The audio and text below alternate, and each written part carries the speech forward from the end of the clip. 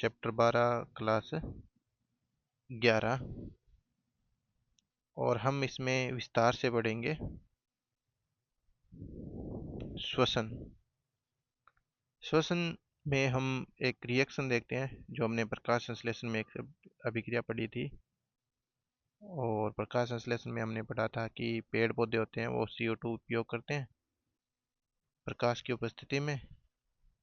ये प्रकाश का सिंबल है और इसकी उपस्थिति में क्लोरोफिल में उनमें एक अभिक्रिया होती है जिसमें ग्लूकोज और O2 का निर्माण होता है। हमने ये पढ़ा था कि इस अभिक्रिया के अंदर पेड़ पौधे अपना पोषण यानी कि ये बनाते हैं।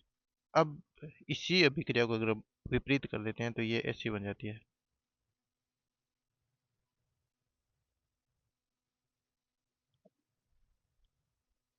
दोनों अभिक्रियाओं में अंतर है। यह अभिक्रिया भोजन बनाते वक्त इस्तेमाल होती है। पेड़ पौधे जब अपना स्वयं का भोजन बनाते हैं प्रकाश संश्लेषण में तब इसी अभिक्रिया का प्रयोग होता है। और ये अभिक्रिया मनुष्य या पेड़ पौधों में भी तब प्रयोग होती है जब वो इसी भोजन को पुनः ऊर्जा में बदलता है। हम कह सकते हैं कि पेड़ पौधे होते हैं वो प्रकाश को एक तरह से स्टोर कर रहे हैं भोजन के अणुओं के रूप में और उसे वापस पाने के लिए उसी अभिक्रिया को उल्टा चलाते हैं।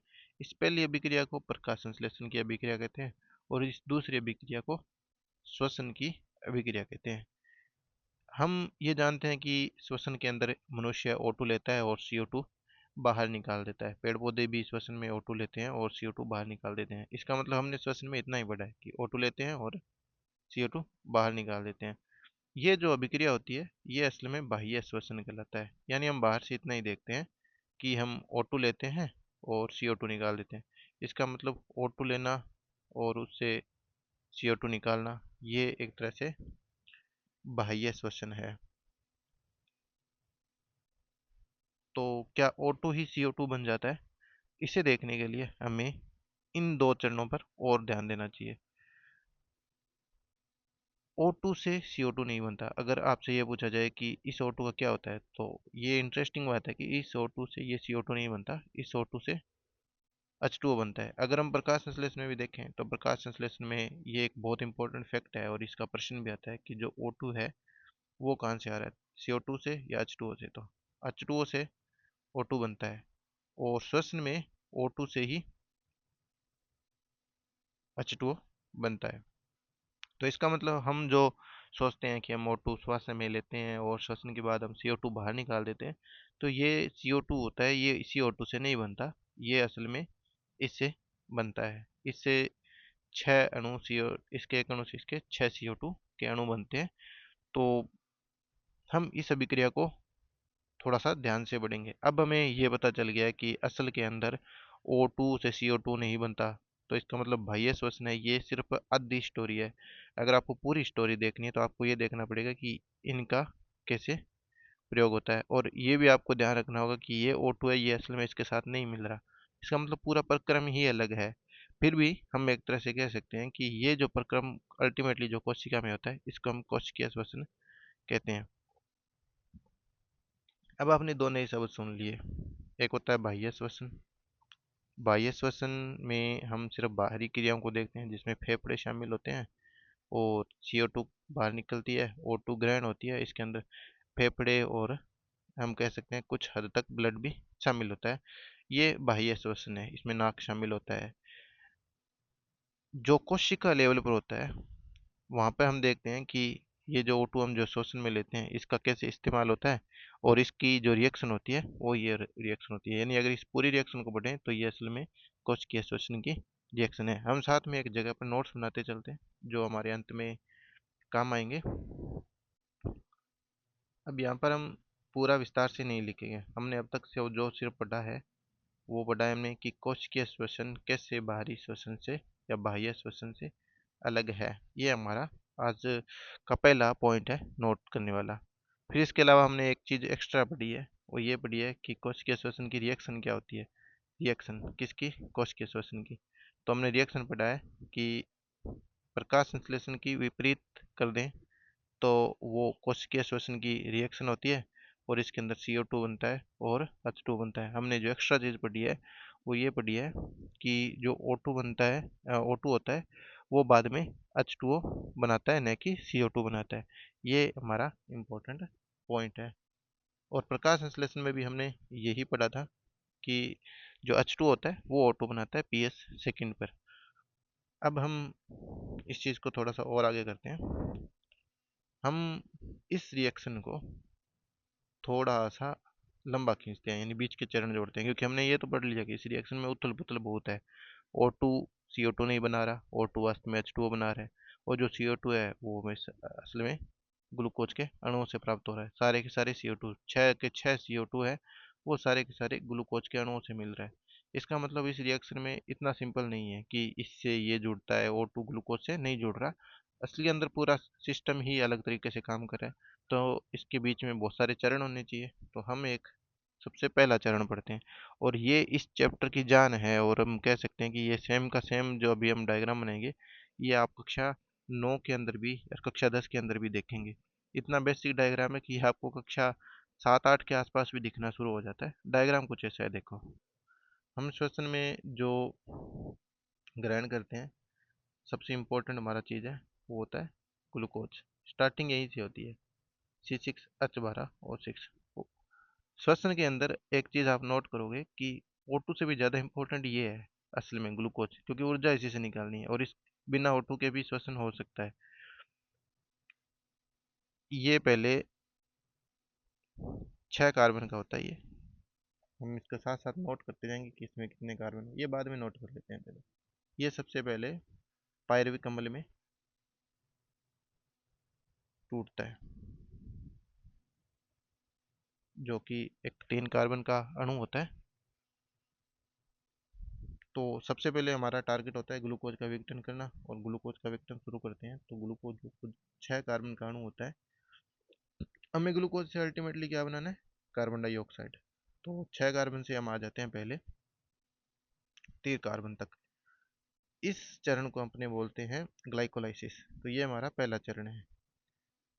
ग्लूकोज से पायरुविक अम्ल बनाने के चरण को अपने बोलते हैं ग्लाइकोलाइसिस।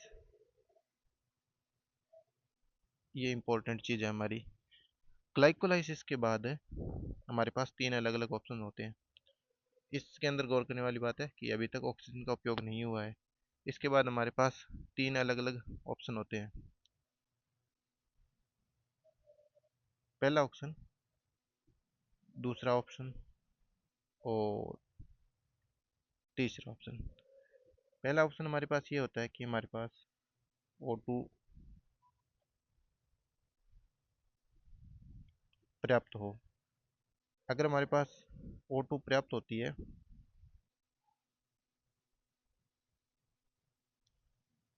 तो अलग तरह की रिएक्शन होती है। अगर हमारे पास O2 कम होती है या अभाव होता है, अभाव का अब क्या अर्थ समझोगे वो आप अंग्रेजी ट्रांसलेशन में देखना, पर हमारा यहाँ पे मतलब है ऑक्सीजन कम है, और यहाँ पर ऑक्सीजन अनुपस्थित है। शब्द हिंदी में यही रहेंगे, और अगर एग्जाम में प्रश्न आ जाए तो आपको ये समझना है कि उसका अर्थ क्या है बस। अगर O2 पर्याप्त है तो फिर पायरुविक अम्ल से एक सबसे सामान्य रिएक्शन होती है, जिसमें CO2 बनता है और H2O बनता है। हम ये रिएक्शन पढ़ते हैं, ग्लूकोज से पायरुविक अम्ल, पायरुविक अम्ल से CO2 और H2O। ये मनुष्य में होता है, और ये सबसे सामान्य प्रक्रम है, सबसे नॉर्मल केस है कि हम प्रकाश संश्लेषण में ग्लूकोज, हम श्वसन में ग्लूकोज लेते हैं, और O2 श्वास में लेते हैं, और कार्बन डाइऑक्साइड और नमी निकाल देते हैं। अगर O2 कम होती है तब लैक्टिक अम्ल बनता है। ये कि कब हो सकता है O2 कम, ये हम साथ साथ में लिखते हैं। O2 पर्याप्त है, ये सबसे सामान्य कंडीशन है, और इसके लिए हम साथ ही लिख देते हैं कि ये एक नॉर्मल कंडीशन है।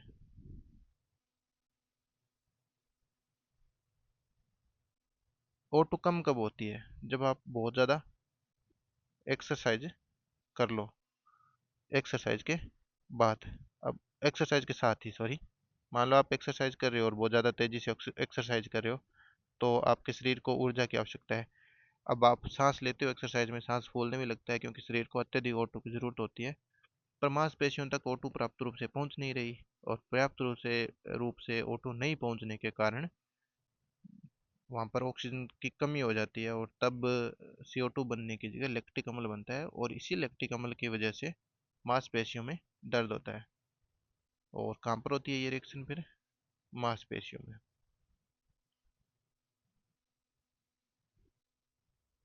O2 अनुपस्थित कहाँ होता है? अगर आपको ये देखना है O2 अनुपस्थित कहाँ होता है तो आपको एल्कोहल यानी शराब बनाने की प्रक्रिया पर ध्यान देना होगा।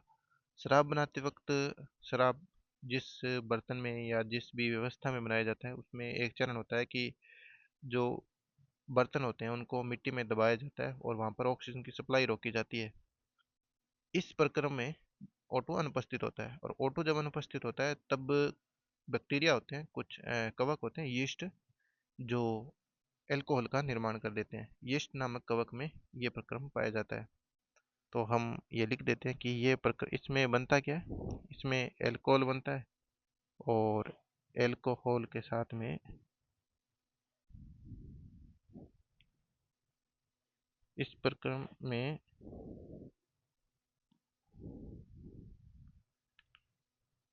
एल्कोहल बनता है और एल्कोहल के साथ CO2 बनता है। अब ये जो चित्र है ये कक्षा 6, 7, 8, 9, 10 में बार बार दिखाई देता है। ये सबसे सामान्य चित्र लगता होगा पर पूरी पृथ्वी पर जीवन का आधार है ये। प्रकाश संश्लेषण और श्वसन दोनों में जीवन, दोनों जीवन के बहुत बड़े आधार हैं और इसमें ये जो चित्र है ये वाला चित्र सबसे इम्पोर्टेंट चित्र में से एक है और ये असल में पूरे चैप्टर का सार भी है। ग्लूकोज से पायरुविक अम्ल बनता है। हमारा लक्ष्य है 6 कार्बन से एक कार्बन वाला अणु बनाना है यानी CO2 बनाना है। ग्लूकोज से पहले 6 कार्बन से 3 कार्बन बनता है और फिर बीच में कुछ चरण होते हैं और अंत में ये प्राप्त होता है। इसके बाद हमें ये लैक्टिक अम्ल भी प्राप्त हो सकता है और एल्कोहल भी प्राप्त हो सकता है। ये तीन अलग अलग केस पर निर्भर करता है कि O2 कितनी है हमारे पास। अगर O2 पर्याप्त होता है तब हमारे पास ऊर्जा बनती है और इसमें ऊर्जा के टोटल और 38 ATP के कण बनते हैं। क्योंकि इसमें O2 पर्याप्त है तो इस श्वसन का एक नाम और है, इसे वायवीय श्वसन भी कहा जाता है। और ये दोनों चरण है, ये दोनों एम्फोबोलिक सिस्टम कहा जाता है, इनमें अवायवीय चरण है ये। अब इसमें ये भी अवायवीय है और एक तरह से ये भी अवायवीय है। इसका एक कारण बताऊंगा। इसमें हमने ऑक्सीजन कम लिखा है पर इसको अवायवीय चरण कहा जाता है, ये भी मैं आपको बताऊंगा। क्योंकि इसमें ऑक्सीजन कम है पर शून्य तो नहीं है, कुछ ऑक्सीजन है, तो इसका मतलब इसमें दो चरण एक साथ हो रहे हैं, ये चरण और ये चरण। ये हम थोड़ा सा और विस्तार से पढ़ लेते हैं कि इसमें कहने का अर्थ क्या है। इसमें ATP फिक्स नहीं होती, ये डिपेंड करता है कि O2 की कितनी सप्लाई है। और इसमें ATP के, इसमें 2 ATP का प्रॉफिट होता है, बस इतना ही। इसमें 38 ATP बनती है, इसमें 2 ATP बनती है। इसकी अब ऊर्जा मान बहुत कम है और इसमें डिपेंड करता है कि O2 कितनी है। इसमें ATP के 10 से 12 कण बन सकते हैं, ये डिपेंड करता है कि O2 की सप्लाई कितनी है। अब हम पढ़ लेते हैं कि ये चरण और ये चरण मैंने सेम क्यों कहा। इससे पहले हमें ये देखना होगा कि ये चरण सारे होते कहाँ पर है। नॉर्मली अगर हम देखें तो श्वसन में सबसे ज़्यादा जो रोल होता है वो होता है माइटोकॉन्ड्रिया का। पर हमें प्रकाश संश्लेषण और श्वसन में एक अंतर ये देख लेना चाहिए कि प्रकाश संश्लेषण की अधिकांश अभिक्रिया होती है या लगभग सारी अभिक्रिया होती है वो क्लोरोप्लास्ट के अंदर होती है, जबकि श्वसन की आधी से ज़्यादा अभिक्रियाएं क्लोरोप्लास्ट में होने की बजाय साइटोप्लाज्म में होती है। यह जो चरण है ग्लूकोज से पायरुविक अम्ल वाला, जिसको अपने ग्लाइकोलाइसिस कहते हैं, ग्लाइकोलाइसिस, ये असल में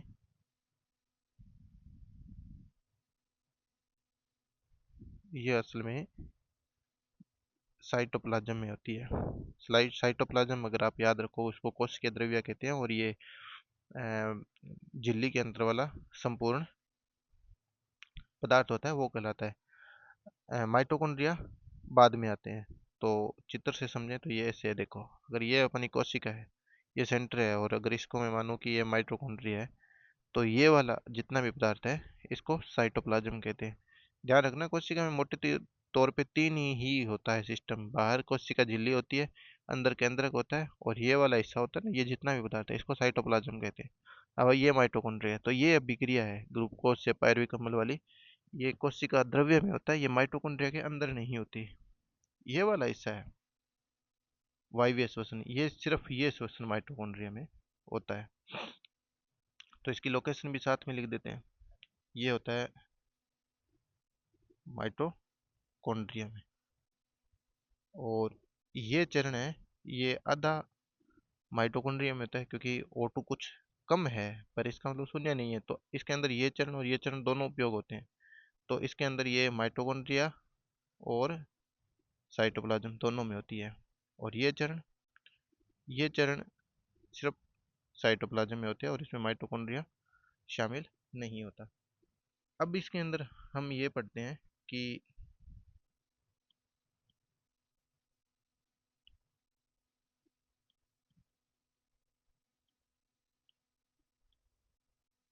हम इसमें पहला चरण पढ़ लेते हैं कि माइटोकॉन्ड्रिया में ये रिएक्शन कैसे होती है। इससे पहले चलो ठीक है, हम इन दोनों चरणों को पढ़ते हैं क्योंकि ये चरण थोड़ा लंबा होता है। तो हम पढ़ लेते हैं पहला कि इन चरणों के नाम क्या है। इसको वायवीय चरण कहते हैं, और इसको भी किण्वन कहते हैं पहले चरण को, और इस वाले चरण को भी अवायवीय चरण कहते हैं, और इसको भी किण्वन कहते हैं। तो यानी इस चरण के दो नाम है, किण्वन, और ये भी किण्वन। ये किण्वन में दो रास्ते हो सकते हैं आपके पास, किण्वन में लैक्टिक अम्ल भी बन सकता है और किण्वन में एल्कोहल भी बन सकता है। इसको फर्मेंटेशन या किण्वन कहा जाता है। जब ग्लूकोज से एल्कोहल बनाई जाती है तो इस प्रक्रिया को किण्वन कहते हैं, और ये यीस्ट में होती है। ये इसमें हमने नहीं लिखा है ना, ये मांसपेशियों में होती है, और ये प्रक्रिया यीस्ट में होती है।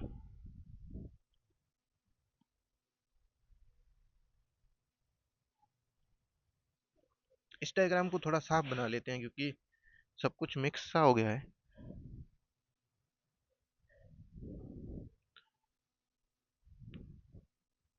इस डायग्राम का इतना ज़्यादा रोल है इसलिए हम इसको वापस बना रहे हैं। देखो हमारे पास होता है ग्लूकोज, ग्लूकोज से हम बनाते हैं पायरुविक अम्ल, और पायरुविक अम्ल से हमारे पास तीन अलग अलग पथ है।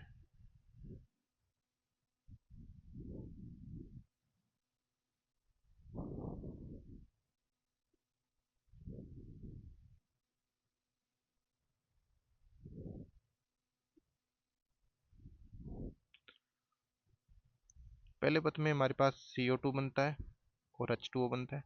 दूसरे पथ में लैक्टिक अम्ल बनता है, और तीसरे पथ में हमारे पास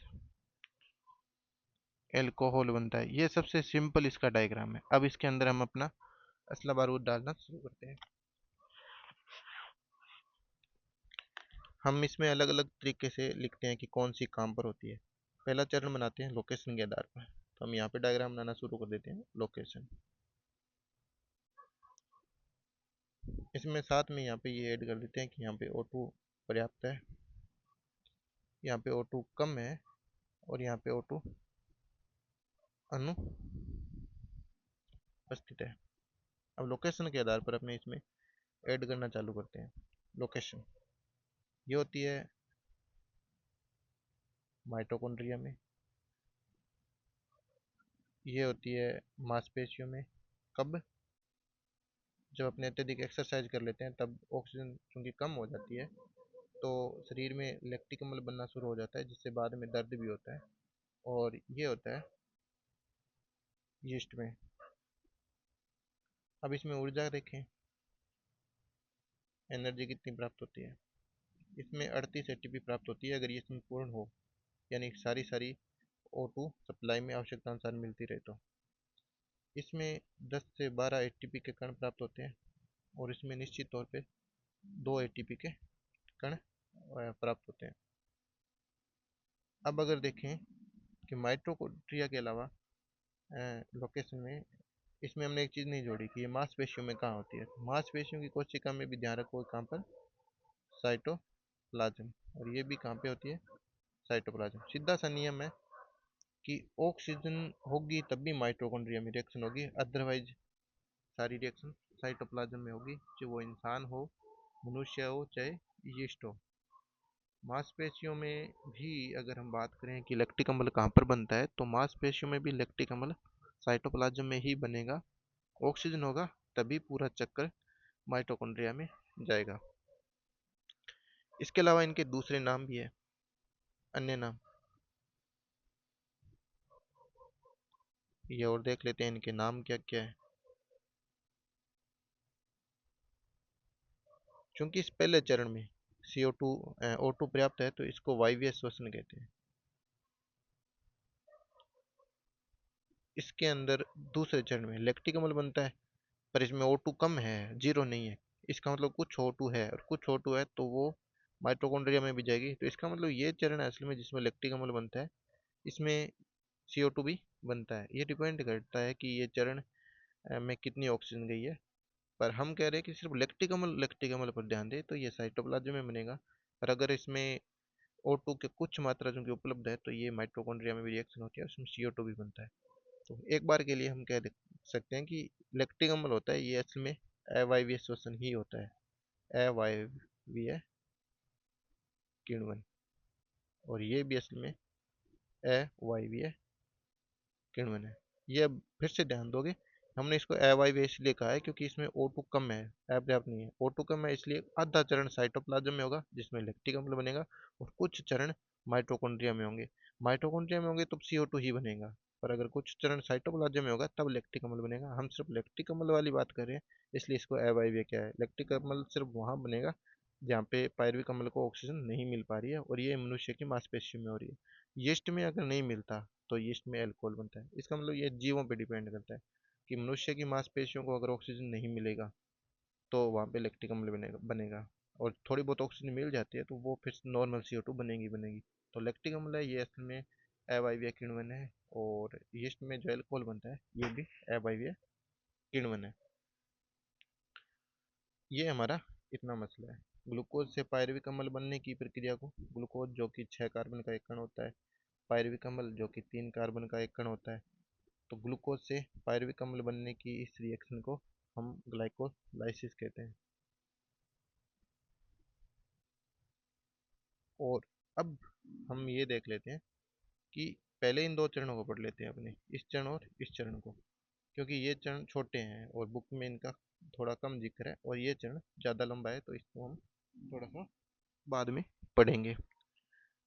पहले चरण पर गौर करते हैं, यानी हम इस यीस्ट वाले O2 की अनुपस्थिति वाला देखते हैं, जिसको टाइटल देते हैं बुक के अंदर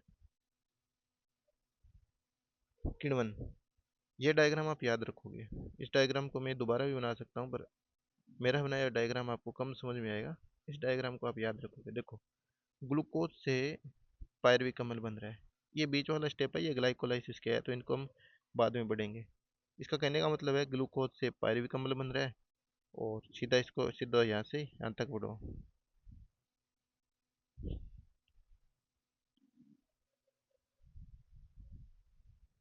ग्लूकोज से पायरुविक अम्ल बन रहा है, और पायरुविक अम्ल के बाद में या तो लैक्टिक अम्ल बन सकता है या फिर एथेनॉल यानी एल्कोहल बन सकता है। दोनों ध्यान रखोगे। किण्वन कहाँ पर होता है, इससे दो अलग अलग उत्पाद बन सकते हैं। अगर किण्वन मनुष्य की मांसपेशियों में होता है तो लैक्टिक अम्ल बनता है। अगर किण्वन यीस्ट में होता है तो फिर एल्कोहल बनता है। यानी किण्वन के दो उत्पाद हो सकते हैं। आप सीधा इस डायग्राम को देखोगे, इस डायग्राम को देखोगे तो ये भी किण्वन है और ये भी किण्वन है, ये वायवीय श्वसन है। ये किण्वन है ये मनुष्य की मांसपेशियों में, और ये वाला किण्वन है ये यीस्ट की साइटोप्लाज्म में हो रहा है। होगा किण्वन साइटोप्लाज्म में। किण्वन में चूंकि ऑक्सीजन नहीं होता, और बिना ऑक्सीजन माइटोकॉन्ड्रिया काम नहीं करता, सीधा सा हिसाब है इसका। किण्वन में क्या बन सकता है, देखो, किण्वन में आपको ऊर्जा कितनी प्राप्त होती है। किण्वन के अंदर NADH का इस्तेमाल हो रहा है। NADH ऊर्जा होती है, ऊर्जा का इस्तेमाल हो रहा है। तो फिर किण्वन की जरूरत क्यों बढ़ रही है, हम तो ऊर्जा प्राप्त करना चाहते हैं, जबकि किण्वन में तो ऊर्जा लग रही है। तो ये ध्यान रखो कि जब किण्वन होता है तो ये मजबूरी में होता है, इसमें O2 कम होता है, तो फिर ऊर्जा प्राप्त कहाँ होती है, ये हम थोड़ा सा यहाँ से पढ़ेंगे। देखो, ग्लाइकोलाइसिस का एक आंकड़ा याद रखोगे, और ये आंकड़ा आप दो तरीके से याद रख सकते हो कि या तो आप ग्लाइकोलाइसिस के 10 के 10 चरण याद रखो, या फिर आप ग्लाइकोलाइसिस के सीधे 2 नंबर याद रखो। हम 2 नंबर याद रखते हैं क्योंकि ये नंबर यहाँ भी काम आएगा और यहाँ भी काम आएगा। ग्लाइकोलाइसिस के अंदर 2 ATP और 2 NADP, NADH लिख लेते हैं, इसमें NADH लिख रहे हैं जगह जगह, तो NADH लिख लेते हैं। 2 NADH का निर्माण होता है। अब 2 ATP और 2 NADH ये पूरे ग्लाइकोलाइसिस का उत्पाद है। और ग्लाइकोलाइसिस असल में 10 चरण में एक रिएक्शन होती है। इसमें 2 ATP 2 NADH बनता है, ये आपको याद रखना है।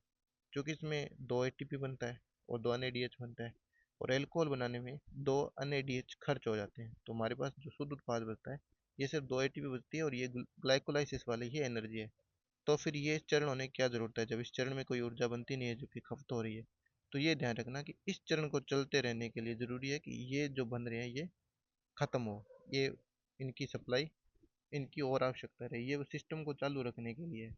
तो ये जो हिस्सा होता है ये सिर्फ सिस्टम को चालू रखने के लिए है, ये एनर्जी बनाने के लिए नहीं है। कुल मिला के अपने कह सकते हैं कि ये ऐसे है चरण। सिर्फ किण्वन किण्वन पढ़ रहे हैं अपने।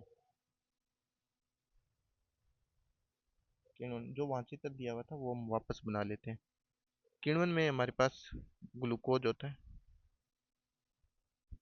ग्लूकोज से हमें बताया सबसे पहले पायरुविक अम्ल बनता है। और अगर पायरुविक अम्ल के बाद ऑक्सीजन की कमी है तो मनुष्य की मांसपेशियों में लैक्टिक अम्ल बनता है। मांसपेशियों में कहाँ पर? साइटोप्लाज्म में। हमेशा ध्यान रखना, बिना ऑक्सीजन माइटोकॉन्ड्रिया काम नहीं करेगा, तो लैक्टिक अम्ल बनेगा मनुष्य की मांसपेशियों के साइटोप्लाज्म में। और यह बनेगा यहाँ पर एल्कोहल। ये कहाँ पर बनेगा? तो ये मनुष्य में नहीं बनता, मनुष्य के शरीर में एल्कोहल नहीं बनता, ये यीस्ट में बनता है। तो नाम लिख लेते हैं, ये कहाँ पे बन रहा है?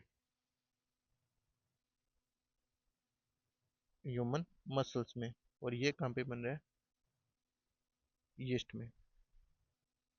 दोनों रिएक्शन साइटोप्लाज्म में ही होगी, माइटोकॉन्ड्रिया के अंदर नहीं होगी। लैक्टिक अम्ल जब बनता है, एल्कोहल जब बनता है, तो साथ में CO2 भी निकलती है, और इस चरण में खपत होती है एनर्जी। एनर्जी खपत होने का मतलब NADH के 2 अणु लगते हैं और NAD बन जाते हैं। जब NADH के 2 अणु लग जाते हैं तो अपने कह सकते हैं कि इस चरण में असल में एनर्जी लगी। तो इस चरण में अगर एनर्जी लगी है तो फिर नेट एनर्जी कितनी बनी? तो नेट एनर्जी किण्वन के रास्ते में जो एनर्जी होती है वो असली में ग्लाइकोलाइसिस वाली ही एनर्जी होती है। ये जो चरण होता है इस चरण को अपने ग्लाइकोलाइसिस कहते हैं। इस चरण को अपने ग्लाइकोलाइसिस कहते हैं। और इस चरण में हमारे पास 2 ATP और 2 NADH बनता है। NADH तो यहाँ पर खपत हो जाती है, तो हमारे पास जो शुद्ध उत्पाद बचता है वो असल में 2 ATP ही बचता है। तो किण्वन में जो शुद्ध एनर्जी होती है ये आप याद रखोगे सिंपल से 2 ATP। और वायवीय श्वसन में होती है 38 ATP। वायवीय श्वसन में हर चरण में लगभग ATP की प्राप्ति होती है। और किण्वन के अंदर 2 चरण हो जाते हैं मोटे मोटे, एक तो ग्लाइकोलाइसिस वाला और एक सेकंड चरण जिसमें 2 ऑप्शन होते हैं कि कहाँ पर हो रहा है। अगर ये यीस्ट में होता है तो एल्कोहल बन जाता है, और अगर ये मानव की मांसपेशियाँ होती है तो ये लैक्टिक अम्ल होता है। इस चरण में ग्लूकोज से पायरुविक अम्ल बनते वक्त कोई ऑक्सीजन का उपयोग नहीं होता, तो ये भी साइटोप्लाज्म में होती है। और ये अभी हमने जो किण्वन पढ़ा है इसमें भी हमने क्या ध्यान रखना है कि ये तब भी होता है जब ऑक्सीजन अनुपस्थित होता है। तो मनुष्य के मांसपेशियों में ऑक्सीजन अगर थोड़ा बहुत है तो माइटोकॉन्ड्रिया में रिएक्शन चलती है, पर जो कमी की वजह से यानी जो अभाव की वजह से जो कुछ हो रहा है उससे लैक्टिक अम्ल बनता है। तो हम यहाँ पर भी ऑक्सीजन की अनुपस्थिति मानते हैं और यहाँ पर भी ऑक्सीजन की अनुपस्थिति मानते हैं, और दोनों ही केस में 2 अलग अलग उत्पाद बनते हैं। क्योंकि O2 नहीं है यहाँ पर, काम नहीं आ रहा O2, तो ये भी रिएक्शन पूरी की पूरी साइटोप्लाज्म में होती है। तो हम कह सकते हैं किण्वन के सारे स्टेप भी कहाँ पर होते हैं? साइटोप्लाज्म में। अब तक हमने जो पढ़ा है उसको समराइज कर लेते हैं। फिर से अपने जो क्वेश्चन शुरू में बनाए थे, कहाँ पे लिखे थे हमने शुरू में क्वेश्चन? उठ गए सारे के सारे क्वेश्चन क्या? ये रहे।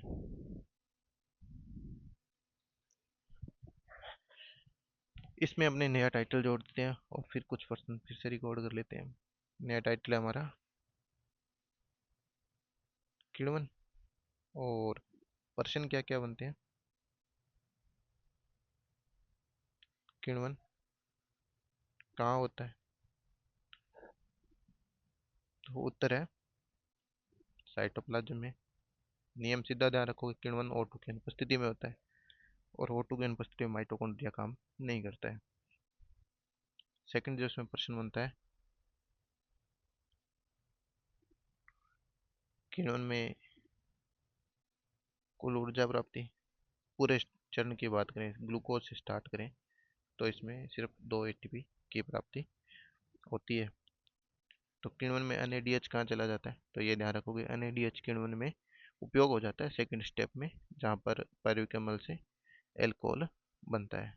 तीसरा हम पढ़ेंगे, आगे एक प्रश्न और बनता है,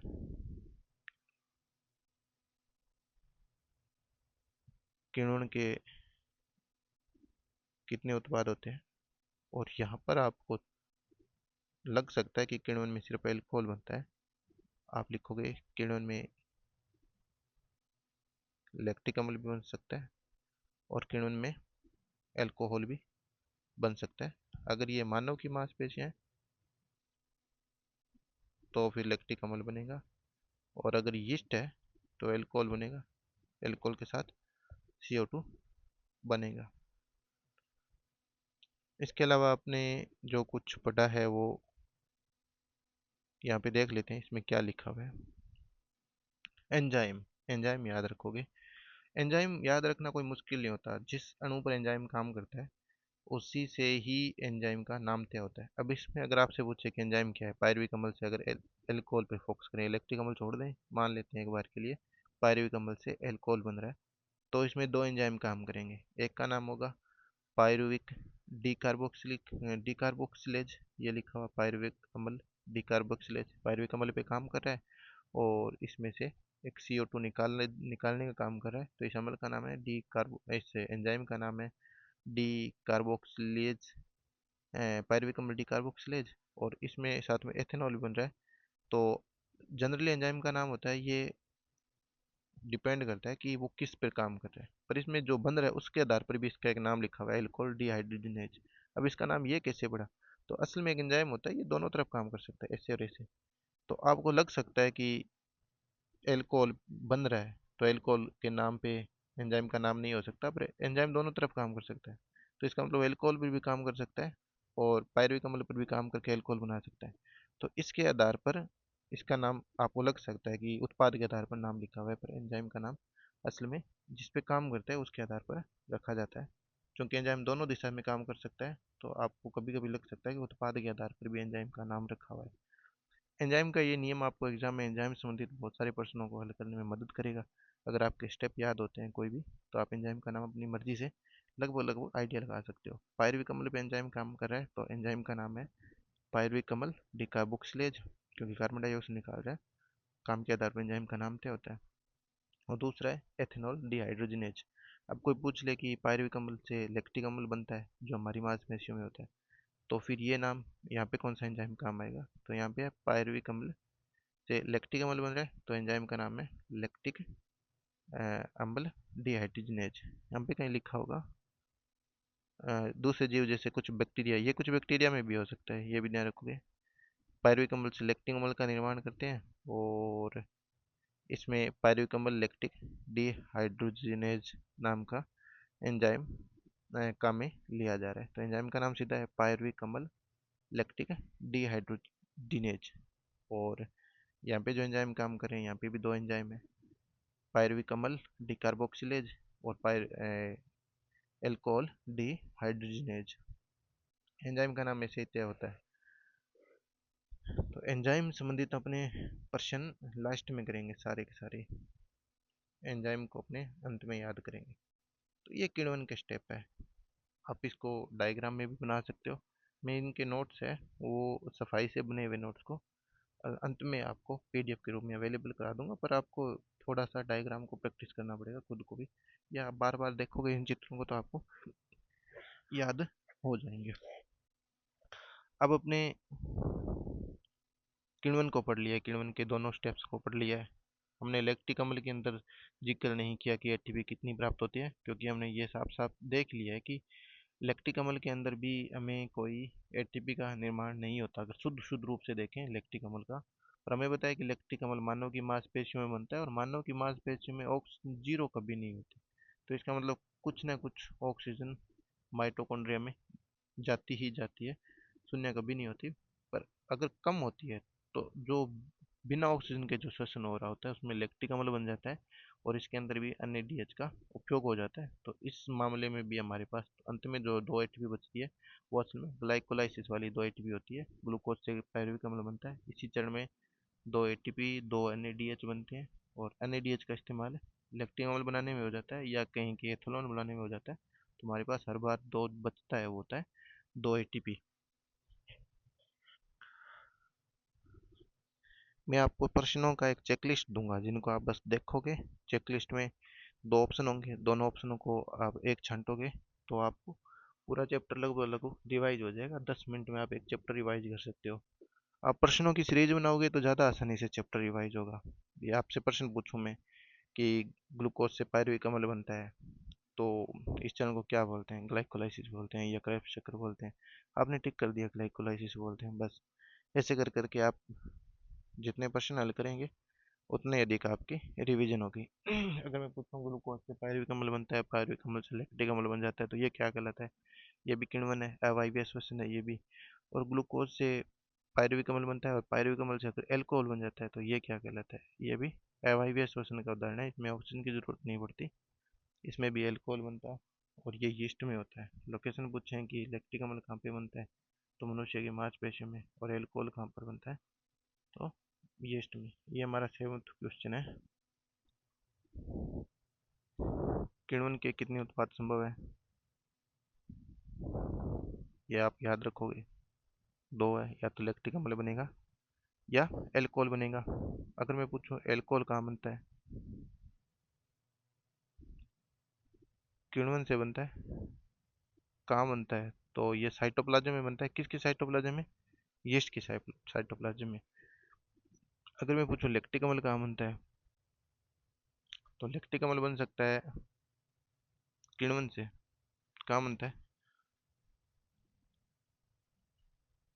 तो ये आपके पास दो अलग अलग जगह इसके संभव है। मैं यहाँ पे उत्तर लिख देता हूँ। वैसे ये कुछ बैक्टीरिया में भी बन सकता है, और मानव की मांसपेशियों में भी पॉसिबल है। और दोनों में पूछ ले कौन सी लोकेशन, तो माइटोकॉन्ड्रिया से बाहर साइटोप्लाज्म में। मानव मांसपेशियां दोनों में ही ये संभव है। अगर मैं पूछूं कि दोनों में ऊर्जा प्राप्ति होती है, कोई कौन से स्टेप में? पायरुविक अम्ल से अगर लैक्टिक अम्ल बन रहा है तो कोई ऊर्जा प्राप्ति होती है, तो लिखोगे नहीं। पायरुविक अम्ल से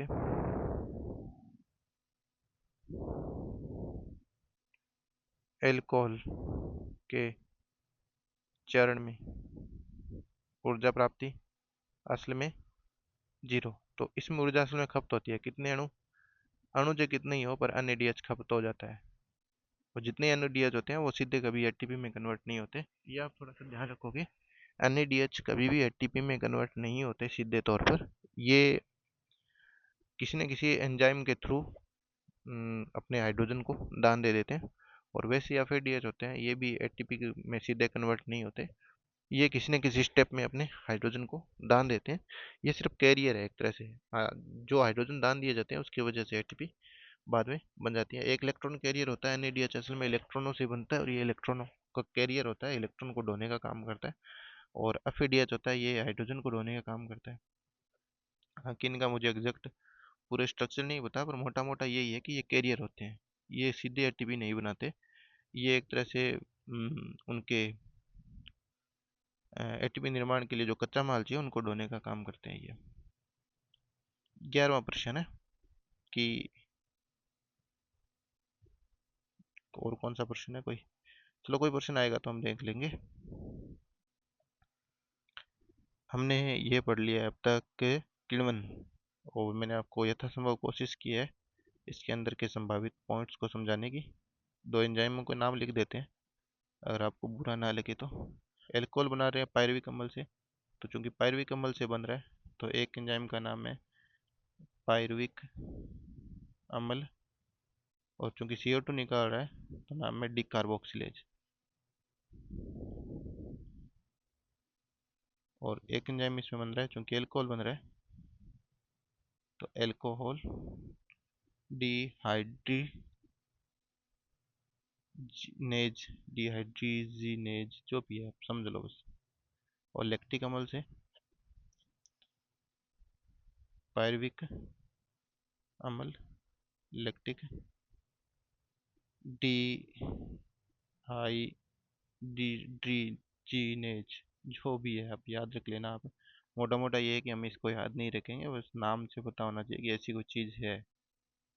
अब हम पढ़ते हैं कि ग्लाइकोलाइसिस में क्या होता है। चलो, ग्लाइकोलाइसिस से भी पहले अपने 10 चरण है, उनमें एक साथ 10 चरण याद नहीं रखेंगे, तो हम बस एक बार मोटे तौर पर पढ़ लेते हैं कि ग्लूकोज होता है, ये पायरुविक अम्ल में टूटता है। और इसके बाद 3 ऑप्शन होते हैं, हम पहले ऑप्शन को पकड़ते हैं इस बार। O2 हमारे पास पर्याप्त है। पहला ऑप्शन है कि हमारे पास O2 पर्याप्त है। और अगर हमारे पास O2 पर्याप्त है तो हमें पता है CO2 और H2O बनता है। और ये जो रिएक्शन होती है ये माइटोकॉन्ड्रिया में होती है। अब चूंकि मैंने पहले कहा था, वो जो चित्र बनाया था वो आधार है पूरे चैप्टर का। अब सवाल ये उठता है, क्या पायरुविक अम्ल सीधा माइटोकॉन्ड्रिया में चला जाता है? तो यहाँ पे इसका उत्तर है नहीं, पायरुविक अम्ल सीधा माइटोकॉन्ड्रिया में नहीं जाता। पायरुविक अम्ल के साथ क्या होता है? पायरुविक अम्ल एक दूसरे एंजाइम के साथ मिलता है जिसको कोएंजाइम बोलते हैं। कोएंजाइम ए इसका नाम है। और कोएंजाइम ए के साथ मिलकर एसिटिल कोएंजाइम ए, ये एक पूरा अणु बनाता है और साथ में निकलता है यहाँ पे CO2। तो पहला CO2 यही निकला है। देखो, हमारा लक्ष्य क्या था? 6 CO2 के अणु निकालने, किससे? एक ग्लूकोज से, C6H12O6। ये जो CO2 होता है ये पूरे के पूरे ग्लूकोज से बनता है, ऑक्सीजन से नहीं बनता। ऑक्सीजन से क्या बनता है? पानी। ये भी याद रखना है हमें। तो पायरुविक अम्ल से सीधा माइटोकॉन्ड्रिया में नहीं जाता। पायरुविक अम्ल कोएंजाइम ए से मिलता है और फिर एसिटिल कोएंजाइम ए बनता है और CO2 बनता है। इसके अंदर ये जो रिएक्शन है ये हमारी बुक में भी दे रखी है।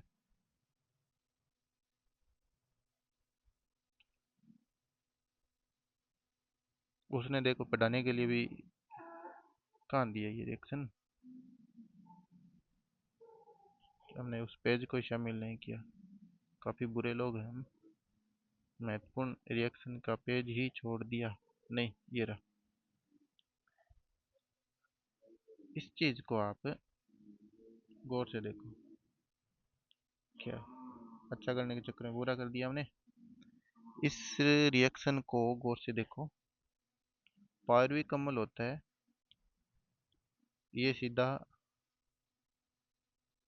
कोएंजाइम ए से मिक्स होता है। यहाँ पे अन्य डी लग रहा है, असल में ये उल्टा है। जैसे ATP होता है, ऊर्जा का कण होता है, और ये डेड बैटरी है ADP, ADP से ATP बनता है, वैसे ही ऊर्जा बनेगी यहाँ पे। तो ऊर्जा बनाने के लिए ये एक्स्ट्रा कण है, ऊर्जा के साथ में बन रहा है। इसको हम फोकस नहीं करते, हमारा फोकस यहाँ पर है कि पहला CO2 कहाँ निकलता है। तो पहला CO2 निकलता है पायरुविक अम्ल से। जब कोएंजाइम ए बन मिलता है तो एक नया अणु बनता है एसिटिल कोएंजाइम ए, और साथ में निकलता है CO2। ये अभिक्रिया जिस आयन की वजह से होता है, ये मैग्नीशियम आयन है। जिस एंजाइम का यूज हो रहा है, ध्यान रखो, पायरुवेट डिहाइड्रोजिनेज है। यहाँ पे डी कार्बोक्सिलेज नहीं लिखा, क्योंकि डी कार्बोक्सिलेज एल्कोहल बनाते वक्त वहाँ पे काम आता है। यहाँ पे है डिहाइड्रोजिनेज। इस एंजाइम में आपको चक्कर नहीं खाना है, डी कार्बोक्सिलेज नहीं करना है यहाँ पे। हालांकि इसमें भी CO2 निकल रहा है, पर इसका नाम है पायरुवेट डिहाइड्रोजिनेज। और ये जो एसिटिल कोएंजाइम है ये एक सर्किल में बाद में एंट्री करता है, जिस सर्किल को अपने बोलते हैं क्रेब्स चक्र। क्रेब्स चक्र के अंदर जो शेष CO2 है वो निकलती है। तो इसका मतलब 6 के 6 CO2 है, उसमें एक CO2 यहाँ पे निकलती है और 5 CO2 वहाँ पे निकलती है। ये चरण है, ये कुछ इस प्रकार से होता है असल में कि ग्लूकोज से 2 पायरुविक अम्ल के अणु बनते हैं। तो यहाँ पे एक CO2 है, असल में ये कितने CO2 है, 2 CO2 है, और वहाँ पे कितने CO2 निकलेंगे, असल में 4 CO2 निकलेंगे। ये असल में कुछ ऐसा सिस्टम है। अभी जो मैंने बोला था उसको भूल जाओ, अपने एडिट को करके डिलीट नहीं करेंगे इस पार्ट को, मेहनत लगी। बस पॉइंट ये है कि यहाँ पे CO2 एक बन रही है, इसमें ये कितनी CO2 काउंट करनी है आपको, दो। दो इसलिए क्योंकि एक ग्लूकोज जब टूटता है तो दो पायरुविक अम्ल बनते हैं। एक पायरुविक अम्ल से एक CO2 बन रहा है, तो दो पायरुविक अम्ल से दो CO2 बनेंगे, और जो शेष 4 CO2 है वो चारों के चारों क्रेब्स चक्कर में बनेंगे। तो अब तक हमने जो चैप्टर का सबसे इम्पोर्टेंट जो डायग्राम बनाया था वो डायग्राम ये था, ये था। अब इस डायग्राम के बाद अपने जो सेकंड सबसे इम्पोर्टेंट डायग्राम आ रहा है वो है वाईवीएस वसन का। और वाईवीएस वसन हम डाल लेते हैं अपना नया टाइटल, वाईवीएस वसन। अभी तक गौर करो, हमने जो पीछे किण्वन वाली अभिक्रिया पड़ी थी उसमें माइटोकॉन्ड्रिया काम नहीं आया था, सिर्फ इस रिएक्शन में कौन काम आएगा, माइटोकॉन्ड्रिया। और अभी तक इंटरेस्टिंग बात यह है कि माइटोकॉन्ड्रिया पहले चरण में वो भी काम नहीं आ रहा। हम इसमें ये देखेंगे कि जो रिएक्शन होती है, एक सेकेंड,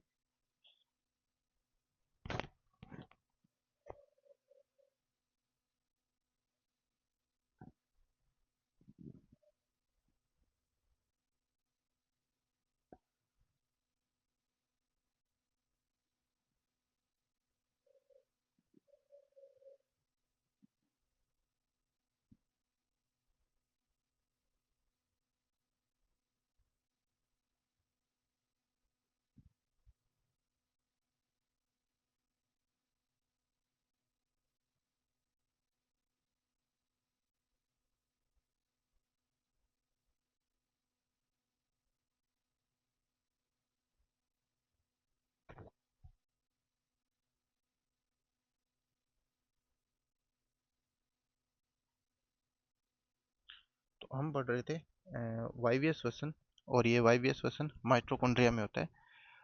इससे पहले क्या हुआ एक बार फिर से लिख लेते हैं, बार बार लिखेंगे तो याद भी हो जाएगा। हमने पढ़ा था ग्लूकोज, और ग्लूकोज से हमने पढ़ा था पायरुविक अम्ल। ये कक्षा 6 में भी शायद इसका चित्र है, कक्षा 8 के आसपास भी एक चित्र है, एक 9 या नहीं, एक कक्षा 10 में चित्र है जैव परक्रम वाले चैप्टर में। हम यहाँ तक कॉमन पढ़ते हैं, चाहे किण्वन हो चाहे वायु श्वसन हो। इसके बाद हम एक चरण और फॉलो करते हैं जो होता है हमारे माइटोकॉन्ड्रिया में। इसके आगे का चरण वायु श्वसन में पूरा का पूरा माइटोकॉन्ड्रिया में होता है। इससे आगे पायरुविक अम्ल होता है, वो सीधा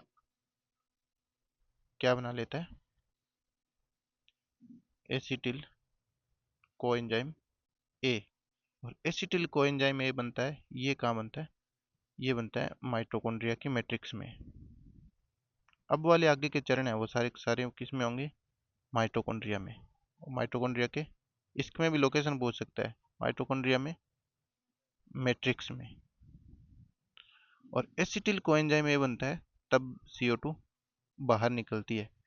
ये बस एक बार इसमें दिखाएं क्या, इसका एक चित्र है बुक में दिया हुआ, सीधा उस चित्र को बना लेते हैं कि एसिटिल कोएंजाइम ए कब बनता है। बुक में कुछ ऐसा चित्र दिया हुआ है, पायरुविक अम्ल है आपके पास, और पायरुविक अम्ल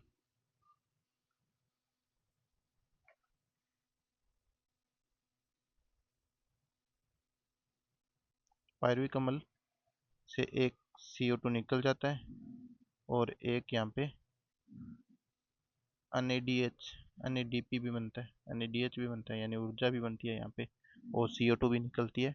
और इसके साथ ही हमारे पास एक नया कण बन जाता है, उसका नाम है एसिटिल कोएंजाइम ए। और एसिटिल कोएंजाइम ए होता है, ये बुक में इस तरफ लिखा हुआ है थोड़ा सा, नहीं सॉरी, एसिटिल कोएंजाइम तो यहीं लिखा हुआ है, कोएंजाइम ए बनता है। और एसिटिल कोएंजाइम ए से हमारे पास दो यहाँ पे अलग अलग केमिकल मिलते हैं। यहाँ एक आता है ऑक्जेलिक एसिटिक एसिड, और एक आता है यहाँ पे एसिटिल कोएंजाइम है। और तब बनता है हमारे पास सबसे पहला सिट्रिक अम्ल। सिट्रिक अम्ल एक 5 कार्बन का एक अणु होता है, 6 कार्बन का सिट्रिक अम्ल। और इसके अंदर सिट्रिक अम्ल के अंदर 3 COOH समूह होते हैं। तो 3 COOH समूह होने के कारण इसको बोलते हैं ट्राई कार्बोक्सिलिक एसिड भी बोल सकते हैं। ट्राई कार्बोक्सिलिक एसिड, इसमें 3 कार्बोक्सिलिक एसिड है। तो यहाँ से एक चक्र फॉलो होता है। सबसे पहले सिट्रिक अम्ल बनता है। सिट्रिक अम्ल बनने के बाद में अल्फा कीटो ग्लूटेरिक अम्ल भी बनता है। और अल्फा कीटो ग्लूटेरिक अम्ल बनने के बाद में सक्सिनिक अम्ल बनता है। हालांकि बीच में कई ऑप्शन होते हैं, जैसे सिट्रिक अम्ल अम्ल बनने के आसपास एक आइसोसिट्रिक अम्ल भी बनता है। सक्सिनिक से के बाद में यहाँ पे एक इसके जैसा ही एक और नाम भी वाला भी बनता है उत्पाद, बुक में वो नहीं दिया हुआ। सक्सिनिक अम्ल के बाद में मैलिक अम्ल बनता है। ये बीच बीच में से स्टेप छोड़े गए हैं, पर हमें बताया पर्सन बनाएगा तो एग्जामिनर यहीं से बनाएगा, तो हमने ज़्यादा स्टेप वो नहीं जोड़े अपनी तरफ से, इसको क्लिष्ट नहीं किया है। ये वाला हिस्सा होता है, इसको बोलते हैं TCH चक्कर। इसके 3-4 नाम है। इसको भी बोलते हैं क्रेब्स चक्कर। ये क्रेब्स नाम के वैज्ञानिक ने खोजा था, इसको क्रेब्स चक्कर बोलते हैं। क्योंकि इसमें पहला उत्पाद होता है वो सिट्रिक अम्ल होता है, तो इसको सिट्रिक अम्ल चक्कर भी कहते हैं। इसका नाम ही सिट्रिक अम्ल चक्कर है, इसका नाम ही TCH चक्कर है, इसका नाम ही क्रेब्स चक्कर है। इसमें जगह जगह ATP का निर्माण होता है। यहाँ पे NADP का NADH का निर्माण होता है। यहाँ पे NADH और GTP का निर्माण होता है। और यहाँ पे इस स्टेप में एक NADH का निर्माण होता है। इसमें 3 जगह NADH का निर्माण होता है। और यहाँ पे FADH का भी निर्माण होता है। अब इसमें पॉइंट क्या है, प्रश्न क्या क्या आ सकते हैं, इस चीज़ को समझना है तो आपको बुक वाला चित्र देखना चाहिए। हमें अपनी राइटिंग पे ओवर कॉन्फिडेंस नहीं होना है। देखो, फेमस चक्कर है, चक्कर का नाम है क्रेब्स चक्कर। कहाँ पर होता है, सीक्वेंस याद रखोगे। ग्लूकोज, ग्लूकोज से पायरुविक अम्ल, पायरुविक अम्ल माइटोकॉन्ड्रिया के मैट्रिक्स में जाता है। पायरुविक अम्ल के बाद जो बनता है वो है एसिटिल कोएंजाइम ए। और एसिटिल कोएंजाइम ए जब बनता है तब यहाँ पे आप थोड़ा सा और फोकस दोगे कि पहला CO2 यहाँ पे निकल जाता है। और इसके बाद एक चक्कर शुरू होता है, और इस चक्कर को बोलते हैं क्रेब्स चक्कर। इसके बहुत सारे नाम हैं। इसको सिट्रिक एसिड चक्कर यानी CAA भी कहा जाता है। इसको ट्राई कार्बोक्सिलिक एसिड TCA चक्कर भी कहा जाता है, क्योंकि इसमें जो पहला उत्पाद सिट्रिक एसिड बनता है उसमें 3 COOH समूह होते हैं, तो इसको ट्राई कार्बोक्सिलिक एसिड चक्कर भी कहा जाता है। और इसी को एक क्रेब्स चक्कर भी कहा जाता है। अब इसमें इसमें गौर से देखें तो देखो क्या बनता है। सबसे पहले सिट्रिक अम्ल, फिर अल्फा कीटोग्लूटेरिक अम्ल, फिर सक्सिनिक अम्ल, फिर मैलिक अम्ल, फिर oxalic acidic acid. Oxalic acidic acid और एसिटिल कोएंजाइम O दोनों मिलते हैं, फिर से सिट्रिक अम्ल बनता है। अब इसमें याद क्या पे रखना है, क्या रखना है, तो आपको ये पूरा का पूरा चक्कर याद रखना है, यानी इसके स्टेप, इसमें कहाँ पे ऊर्जा का कौन सा कण बन रहा है, यानी NADH बन रहा है या GTP बन रहा है या फिर DH बन रहा है या NADH बन रहा है। और इसमें एंजाइम आपको याद रखने हैं। अगर इसमें हम यहाँ पर पढ़ें, देखो इसने एक चीज़ लिखा है सिट्रिक अम्ल से पहले एक आइसोसिट्रेट भी बनता है यहाँ पे। और इसके अलावा देखो यहाँ पे भी एक चीज़ और दिखा रखा है, सक्साइनाइल कोएंजाइम ए भी बनता है, फिर सक्सिनिक अम्ल बनता है, यानी यहाँ पे एक स्टेप और होता है सक्सिनाइल कोएंजाइम ए। और इससे GTP बनता है। तो इसने यहाँ से एक स्टेप, यहाँ से एक स्टेप गायब कर दिया है। हमने वापस लिखने की कोशिश नहीं की है, ज़्यादा इसमें हम एक्स्ट्रा चीज़ें नहीं जोड़ेंगे। फिर भी मैं आपको सलाह दूंगा कि आप इंटरनेट से दूसरे स्टेप्स भी देखना, ताकि आपको पता चले कि कहाँ पर क्या बन रहा है। अब मैं आपको कुछ इस चीज़ को याद करवाने का कुछ फंडा कर देता हूँ थोड़ा सा। ज़्यादा हम इसमें कुछ नहीं कर सकते, क्योंकि ये बार बार पढ़ने से याद होने वाली चीज़ें हैं। फिर भी फोकस कहाँ कहाँ पर करना है, पहला फोकस आपको इस बुक वाले ने कहा है कि कहाँ पर करना है। ये तीन जगह ऐसे स्थान होते हैं जहाँ पे NADH बनता है। तो आपको ये फोकस करना है कि NADH कितनी जगह बनता है, फिर FADH कहाँ बनता है, फिर GTP कहाँ बनती है, एंजाइम कौन से काम आ रहे हैं, चरण किसके बाद कौन सा और है, और किस चरण में कितने कार्बन है। तो ये आप एक सीक्रेट सा नंबर याद रखोगे वायवीय श्वसन का, कि सबसे पहले हमारे पास ग्लूकोज होता है जिसमें 6 कार्बन होते हैं, इसको सीधा लिख दिया 6। इसके बाद अपने पास बनता है पायरुविक अम्ल जिसमें 3 कार्बन होते हैं। ये पहला स्थायी कण होता है 3 कार्बन वाला। 6 से 3 कार्बन बनने में 10 अलग अलग प्रकार की रिएक्शंस होती है, पर जो पहला परमानेंट होता है 3 कार्बन वाला, ये पायरुविक अम्ल होता है। यहाँ से पेपर में प्रश्न आता है।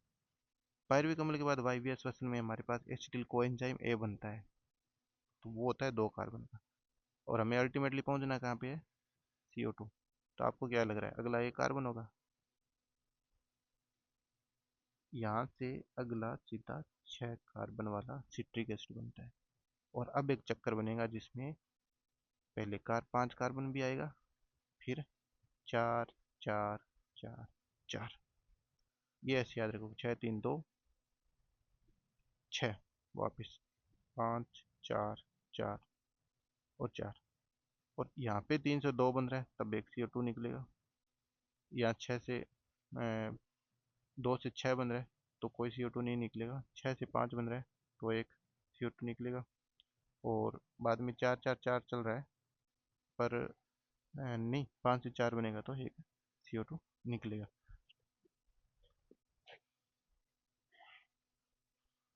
सुनने में ये ट्रिक्स थोड़ी सी आपको लंबी लग सकती है, इसलिए हम इसको वापस लिख लेते हैं। 6 से 3 अणु वाला जिसका नाम है पायरुविक अम्ल, 3 से 2, 2 से वापस 6, फिर 5 4 4। 4 कितनी बार आएगा, 4 बार आएगा। 1 2 3, 4 3 बार ही आ रहा है, ठीक है। 4 आएगा 3 बार। ये जो चरण होते हैं ये पूरा का पूरा है क्रेब्स चक्कर। और क्रेब्स चक्कर में एक यहाँ पे CO2 निकलेगा। 6 से 5 कार्बन वाला बन रहा है, 5 से 4 वाला बन रहा है, तो एक यहाँ पे CO2 निकलेगा। इसके अंदर CO2 के हमने 2 अणु निकाले हैं, पर हमें पता है कि पायरुविक अम्ल होता है, 2 पायरुविक अम्ल बनते हैं। और एक पायरुविक अम्ल जब उसमें घुसपैठ करता है तो 2 CO2 निकलते हैं, और एक ग्लूकोज टूटने से 2 पायरुविक अम्ल बनते हैं। इसका मतलब एक ग्लूकोज से 2 पायरुविक अम्ल बने, और एक पायरुविक अम्ल से 2 CO2, तो 2 पायरुविक अम्ल से असल में कितने CO2 बन रहे हैं, 4 CO2। और बाकी 2 CO2 पायरुविक अम्ल बनते वक्त, यानी 3 से 2 बनते हैं यहाँ पे। ये ग्लूकोज है, ये पायरुविक अम्ल है, ये एसिटिल कोएंजाइम है। एसिटिल कोएंजाइम ए 2 कार्बन वाला होता है। ये भी प्रश्न पूछ सकते हैं कि 2 कार्बन वाला एक ही अणु आता है बीच में, एसिटिल कोएंजाइम ए। और 5 कार्बन वाला भी एक ही आता है, अल्फा कीटो ग्लूटेरिक अम्ल। तो 3 से 2 बनता है, तभी एक CO2 निकलता है। और एक पायरुविक अम्ल से एक CO2, तो 2 पायरुविक अम्ल से 2 CO2। तो एक ग्लूकोज से टोटल 6 के 6 CO2 हमने यहाँ पे निकाल दिया है। अब इस सर्किल में बनने वाले जो अलग अलग प्रकार के अणु हैं, उनके लिए हमने एक ट्रिक तय की है। पहले हम लिख लेते हैं कि कौन कौन से अम्ल बन रहे हैं। सबसे पहले एसिटिल कोएंजाइम ए आता है। ये किससे बन रहा है, ये पायरुविक अम्ल से बन रहा है। पायरुविक अम्ल और कोएंजाइम ए मिलता है। पायरुविक अम्ल और कोएंजाइम, वो पीछे रहेगी रिएक्शन। पायरुविक अम्ल और कोएंजाइम ए मिलता है तो एसिटिल कोएंजाइम ए बनता है। इसके बाद जो चक्कर कहलाता है वो क्रेब्स चक्कर कहलाता है। ध्यान रखना, एसिटिल कोएंजाइम एक क्रेब्स चक्कर का भाग नहीं है। क्रेब्स चक्कर इससे पहले, इसके बाद का भाग है। यहाँ से क्रेब्स चक्कर शुरू होता है। क्रेब्स चक्कर में जो सबसे पहले बनता है उसका नाम सीधा लिख लेते हैं, उसका नाम है सिट्रिक अम्ल। और सिट्रिक अम्ल के बाद अल्फा कीटो ग्लूटेरिक अम्ल। अल्फा कीटो ग्लूटेरिक अम्ल के बाद में बनता है सक्सिनिक अम्ल। सक्सिनिक अम्ल के बाद में बनता है मेलिक अम्ल। मेलिक अम्ल के बाद में बनता है ऑक्जेलिक एसिड। और ये ऑक्जेलिक एसिड वापस कोएंजाइम ए के साथ मिलता है और फिर से क्या बना देता है, सिट्रिक एसिड। पूरी रिएक्शन होती है वो कोएंजाइम एक एसिटिल कोएंजाइम ए, इसको शॉर्ट में से लिखते हैं एसिटिल कोएंजाइम ए। यहाँ से शुरू होती है। इसके साथ क्या मिक्स होने से शुरू होती है, ये पूछ सकता है। इसके साथ ओ ए मिक्स होने से शुरू होती है और फिर से वापस ये रिएक्शन शुरू हो जाती है। तो इसकी ट्रिक है, आप याद रख सकते हो, चालाक किसान सुबह मेहनत करता है, मेहनत ऑन करता है। ओए, ये ओए पता नहीं क्यों लिखा है, बस लिख दिया। आप शुरू में भी ओए लिख सकते हो, इसकी कोई ट्रिक नहीं है कि ओए किस तरफ लिखना है, क्योंकि ये असल में ये चक्कर का एंड पॉइंट है, यहीं से शुरू होता है और यहीं पे ख़त्म हो जाता है। तो आप इसे किसी भी तरफ लिख सकते हो। चलाक, चलाक यानी सी, तो पहला कौन सा बनेगा, सिट्रिक एसिड। किसान की से क्या याद रखोगे, कीटो ग्लूटेरिक अम्ल। सुबह एस यू, सुबह, सुबह से आप सक्सिनिक अम्ल याद रखोगे। और मेहनत से मैलिक एसिड याद रखोगे, ऑन करता है यानी ऑक्जेलिक एसिड की याद रखोगे। और ऑक्जेलिक एसिड से वापस एसिटिल कोएंजाइम से मिलेगा तो फिर से क्या बन जाएगा, सिट्रिक अम्ल। तो ट्रिक है हमारे पास, चला किसान सुबह मेहनत करता है, और इससे हम पूरा सर्कल बना सकते हैं। पायरुविक अम्ल तक तो आपको याद ही रह जाता होगा। तो इसमें उम्मीद करता हूँ कि इसको बार बार याद करने की जरूरत नहीं है कि ग्लूकोज से 3 कार्बन का अणु बनता है। 3 कार्बन अणु वाला एक कण बनता है जिसका नाम है पायरुविक अम्ल। और पायरुविक अम्ल जिसमें खुद में 3 कार्बन होते हैं, और इससे 2 कार्बन वाला बनता है जिसका नाम है एसिटिल कोएंजाइम ए। और एसिटिल कोएंजाइम ए बनाने में पायरुविक अम्ल के साथ जो मिक्स हो रहा है उसका नाम है कोएंजाइम ए। और यहाँ पे पहला 3 कार्बन से चूंकि 2 कार्बन बन रहा है, तो पहला जो CO2 निकलता है वो यहाँ पे निकलती है। अब ये एसिटिल कोएंजाइम ए किसके साथ मिक्स होता है, यहाँ पे प्रश्न आ सकता है। तो ये मिक्स होता है, किसके साथ मिक्स होता है ये, ऑक्जेलिक एसिडिक एसिड, जो हमारी यहाँ पे है। तो हम यहाँ पे वापस खत्म करेंगे, ऑक्जेलिक एसिड और एसिटिल कोएंजाइम में मिलता है। तो हमारे पास जो पहला जो स्थायी यौगिक बनता है उसका नाम है सिट्रिक अम्ल, और इसी के नाम पे इसका खुद का नाम है सिट्रिक अम्ल चक्कर। तो ये है चलाक, चलाक सी से याद रखोगे, चलाक। फिर आता है किसान, कीटोग्लूटेरिक अम्ल, कीटोग्लूटेरिक अम्ल, अल्फा कीटोग्लूटेरिक अम्ल, ये हमारा किसान है। फिर आता है सुबह, सू से सक्सिनिक एसिड, सक्सिनिक अम्ल, और ये सुबह। और फिर आता है मेहनत, मेलिक अम्ल। और फिर आता है ऑन करता है, चला किसान सुबह मेहनत ऑन करता है। तो सिट्रिक अम्ल, अल्फा कीटोग्लूटेरिक अम्ल, सक्सिनिक अम्ल, मेलिक अम्ल और ओचेलिक एसिटिक एसिड। अब इसमें गौर ये करना है, मैं बार बार इस चीज़ को कह रहा हूँ कि एसिटिल कोएंजाइम भी है, ये पायरुविक अम्ल से बनता है। पायरुविक अम्ल के साथ कोएंजाइम ए मिलने से एसिटिल कोएंजाइम ए बन रहा है। पर एसिटिल कोएंजाइम ए जब चक्कर में प्रवेश करता है तो उससे सबसे पहले जो इसका एनकाउंटर होता है वो ऑक्जेलिक एसिड से होता है। और जो सबसे पहला स्थायी यौगिक बनता है ये सिट्रिक एसिड बनता है। इसमें 6 कार्बन होते हैं, फिर इसमें 5 कार्बन होते हैं। इसका मतलब यहाँ पे एक CO2 निकलती है, जो निकल रहा है उसको हम इस रंग में लिख देते हैं। और 5 कार्बन से चूंकि सक्सेनिक एसिड बन रहा है जिसमें खुद में 4 कार्बन होते हैं, तो फिर से यहाँ पे एक CO2 निकल रही है, आगे कहीं भी CO2 नहीं निकलती। अब आपको ये याद रखना है कि पहला ऊर्जा इस चरण में, क्रेब्स चक्र में, इसका खुद का नाम क्या है, क्रेब्स चक्र। और क्रेब्स चक्र में जो पहली एनर्जी बनती है वो यहाँ पे बनती है NADH। एक बनती है यहाँ पे NADH, और एक बनती है यहाँ पे Na, सॉरी,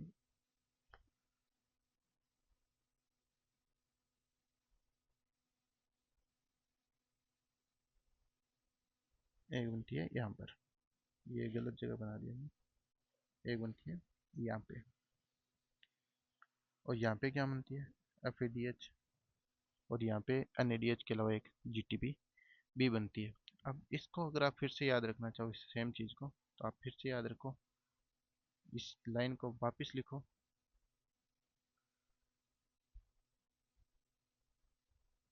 चालाक किसान सुबह मेहनत ऑन करता है।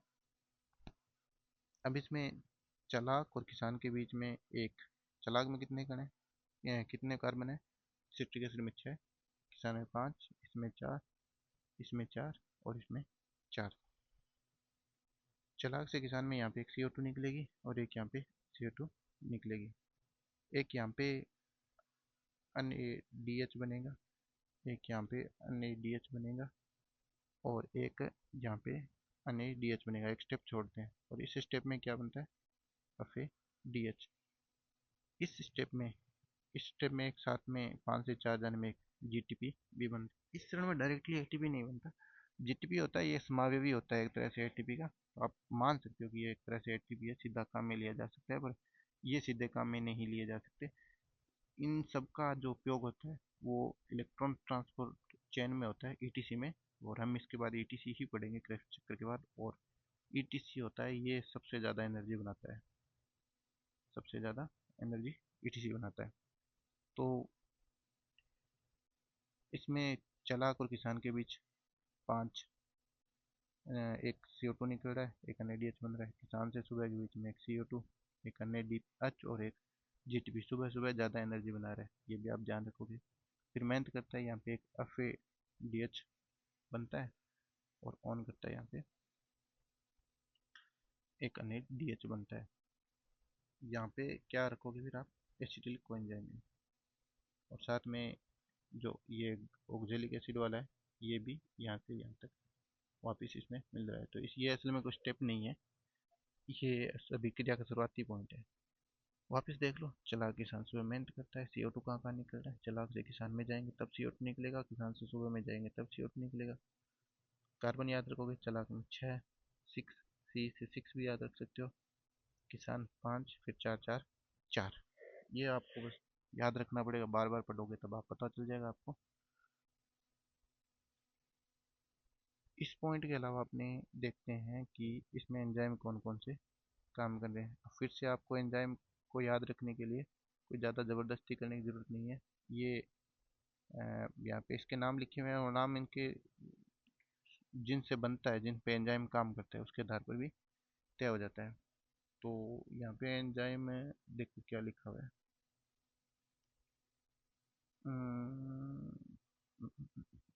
यहाँ पे एंजाइम का नाम ही नहीं लिखा हुआ। ये लिखा हुआ है पहला, सिट्रिक अम्ल बनाने वाले एंजाइम का नाम है सिट्रेट सिंथेटेज एंजाइम। सिंथेटेज यानी सिंथेटेज का अर्थ ही बनाने वाला होता है, तो सिंथेसिस करने वाला सिट्रिक सिंथेटेज एंजाइम है। तो पहला एंजाइम लिखा हुआ है। और इसके बाद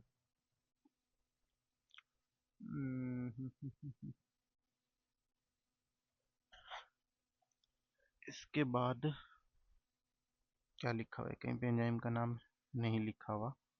अभी भी आपने एक चीज़ गौर की, इस चरण में O2 यूज नहीं हो रहा, और इसलिए हम जो सुनते हैं सबसे ज़्यादा कि श्वसन में हम O2 लेते हैं और CO2 निकाल देते हैं, इसमें हमें सबसे बड़ी गलतफहमी यही होती है कि O2 ही CO2 बनता है।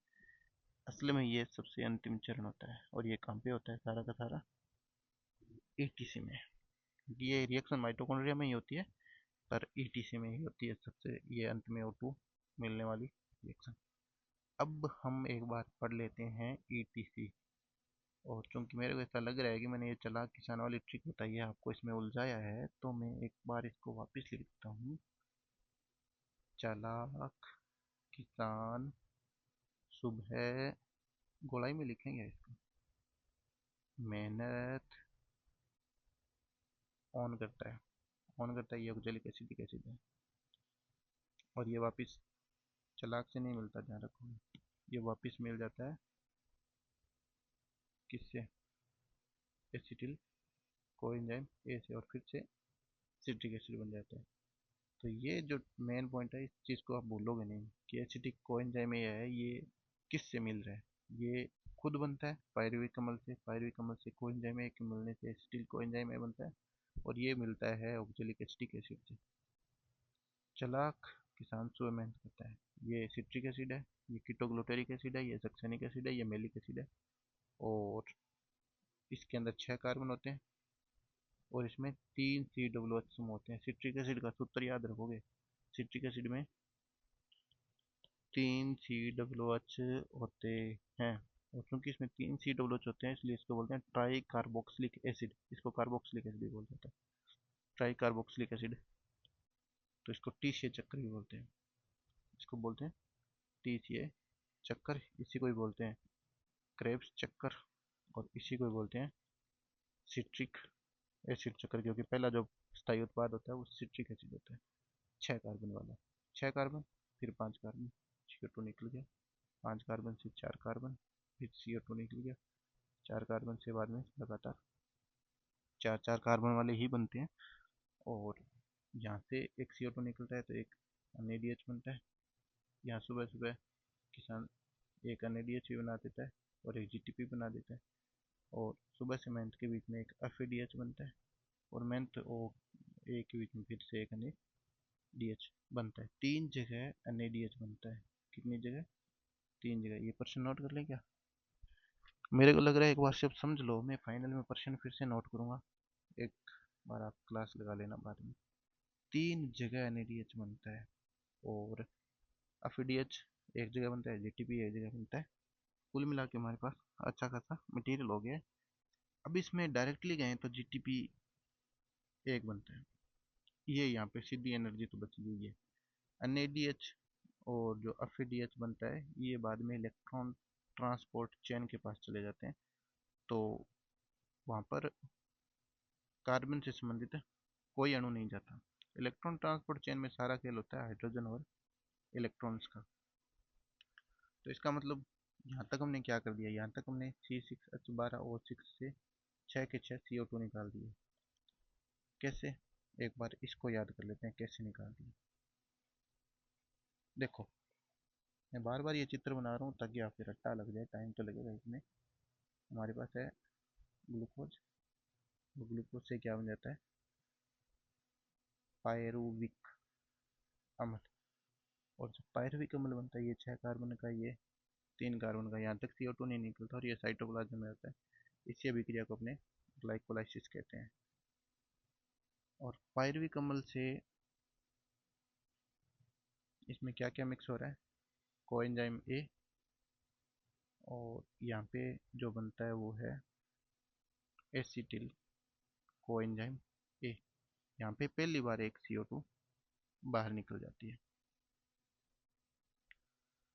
इसके बाद एसिटिल कोएंजाइम A जो मिक्स होता है किसके साथ? ये देखो ऐसे बनाया हमने, ये मिक्स होता है ऑक्जेलिक एसिटिक एसिड के साथ, और बनता क्या है यहाँ पे? यहाँ पे बनता है सिट्रिक अम्ल, चलाक अल्फा कीटोग्लूटेरिक अम्ल, किसान। इसमें 6 कार्बन है, इसमें 5 कार्बन है। सुबह यानी सक्सिनिक एसिड, नहीं ये तुम्हारी बिगड़ गई है लिखने में। तो सुबह मेहनत करता है मैलिक अम्ल, इसमें फिर से 4 कार्बन, और फिर ऑक्जेलिक एसिटिक एसिड। यहाँ पे 6 के 6 CO2 हमने निकाल दिए। पहला CO2 निकला यहाँ पे, पर अब ग्लूकोज से कितने पायरुविक अम्ल बनेंगे? ये सारा खेल गणित का यहाँ चेंज हो जाता है एक बार के लिए। यहाँ पे 2 पायरुविक अम्ल बने, इसका मतलब एक CO2 नहीं निकले। एक ग्लूकोज के कारण यहाँ अब तक हम कितने CO2 निकाल चुके हैं? एक पायरुविक अम्ल से एक CO2 निकलता है, पर ग्लूकोज से तो 2 पायरुविक अम्ल बन गए, तो हर जगह 2 से गुणा करना पड़ेगा आगे। तो यहाँ पे 6 कार्बन से 5 कार्बन है तो एक CO2 निकलता है, पर चूंकि पीछे से सब कुछ दोगुना आ रहा है तो हम इसको 2 CO2 लिखेंगे। फिर 5 कार्बन से 4 कार्बन बन रहा है तो एक CO2 यहाँ पे निकलता है, और फिर से दोगुना कर देते हैं। अब देखो टोटल 2 4 और 6, 6 की 6 CO2 निकाल दिया। ग्लूकोज में 6 कार्बन होते हैं तो हमने 6 CO2 निकाल दिया। अब हमारे पास निकालने को कुछ नहीं बचा है। हमारे पास जो बचा है वो है इस चरण में बनने वाला NADH, इस चरण में बनने वाला NADH, और इस चरण में बनने वाला FADH। इस चरण में NADH के साथ एक GTP बनती है, पर ये यूज हो सकती है सीधी। तो हमारे पास जो बचता है जो सीधा यूज नहीं हो सकता वह ये एक NADH की वजह से 3 ATP बनती है। ये मैं बाद में लास्ट में प्रश्न में शामिल करूंगा, याद रखोगे। एक FADH की वजह से 2 ATP बनती है, पर कैसे इसको समझना है तो हम पढ़ते हैं ETC। इसका पूरा नाम भाई मेरे को नहीं पता, मैं तो इसका बोलता हूँ इलेक्ट्रॉन ट्रांसपोर्ट चेन। अब ये सर्किल है, चेन है, क्या है वो पता नहीं। सर्किल जैसा वैसे इसमें कुछ होता नहीं है, चेन ही होती है ये। और इसमें हमारे पास टोटल जो काम करती हैं वो 5 फैक्ट्री होती है, 5 कॉम्प्लेक्स होते हैं, जिसमें से एक कॉम्प्लेक्स तो सीधा एटीपी बनाता है, क्योंकि लक्ष्य क्या है हमारे पास, कच्चा माल क्या है, ईटीसी का कच्चा माल याद रखोगे। इसका कच्चा माल है NaBH और FADH, और HH में असल में कौन सा कच्चा माल है, H+ और एक इलेक्ट्रॉन। इलेक्ट्रॉन क्यों लिखा, NaDH होता है वो असल में इलेक्ट्रॉनों से ही बनता है और इलेक्ट्रॉनों का कैरियर होता है ये। और FADH होता है ये, कुछ हद तक आप कह सकते हो ये भी हाइड्रोजन का कैरियर है। हाइड्रोजन इसकी वजह से कहाँ पर बनेंगे वो हम बाद में लिखेंगे, पहले पांचों कॉम्प्लेक्स बना लेते हैं। अच्छा, ये अब तक रिएक्शन हो रही है वो जगह तो हमने लिखी नहीं, तो हम जो ये जो रिएक्शन हुई है क्रेब्स चक्कर, ये कहाँ पे हुआ, ये पूरा का पूरा चक्कर हुआ है मैट्रिक्स में। ये हमें थोड़ा सा ध्यान रखना है कि पायरुवेट अम्ल होता है, पायरुविक अम्ल होता है जो coenzyme A, acetyl coenzyme A बनता है, ये भी मैट्रिक्स में होता है। और क्रेब्स चक्कर होता है वो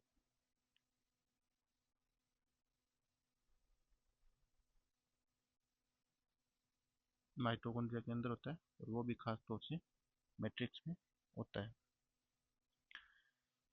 इसमें 5 कॉम्प्लेक्स बना लेते हैं और इसकी लोकेशन भी मैट्रिक्स, और मैट्रिक्स में किस तरफ, यहाँ पे सवाल उठता है सबसे ज़्यादा। एक ढंग का माइटोकॉन्ड्रिया बना लेते हैं अपने, ये अपना एक माइटोकॉन्ड्रिया है और इसकी सबसे बाहरी झिल्ली है, ये माइटोकॉन्ड्रिया की बाहरी झिल्ली है। इसके अंदर की झिल्ली फोल्डेड होती है और इस फोल्डेड वाली झिल्ली को ही क्रिस्टी कहा जाता है। तो ये है क्रिस्टी, ये असल में अंदर की झिल्ली ही है।